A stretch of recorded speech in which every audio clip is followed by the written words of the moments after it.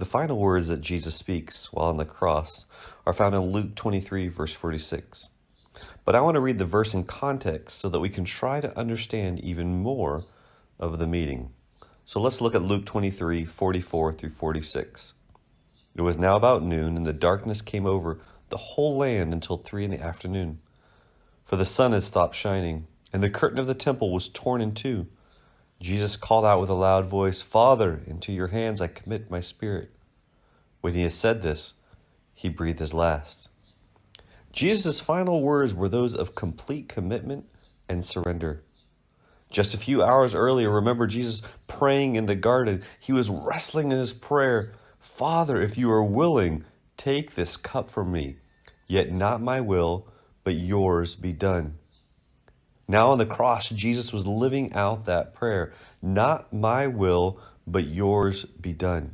He surrendered to the will of the Father.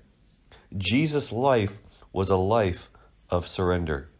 It struck me that this surrender we're talking about is the same surrender that we see at the beginning of his life mentioned in Philippians 2, who being very nature God did not consider equality with God something to be used in his own advantage. Rather, he made himself nothing by taking the very nature of a servant, being made in human likeness. John Piper writes of this time on the cross, "The sacrifice is complete, the curtain torn, and the way into the holiest opened once and for all." And now Jesus' joy finds expression in the words of another Psalms 31, verse 5. "Into your hands I commit my spirit." But this time Jesus inserts the word Abba, or Father. He's crying out to the Father, "Father, into your hands I commit my spirit." Jesus had finished his purpose on earth. He fulfilled the prophecy of being the Lamb of God that takes away the sins of the world. He brought salvation and forgiveness of sin.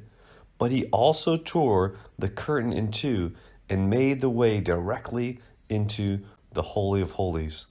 Because of Jesus, we now have direct access to the throne of grace. Commitment and surrender. A great theme for our lives as lover of Jesus. But if anyone obeys his word, love for God is truly made complete in him. This is how we know we are in him. Whoever claims to live in him must live as Jesus did. If we claim to live in him, we must live as Jesus did. Jesus lived a life of surrender. And so as followers of Jesus, we need to live our lives completely surrendered to him. To live as Jesus means to live a life of surrendered commitment to God the Father.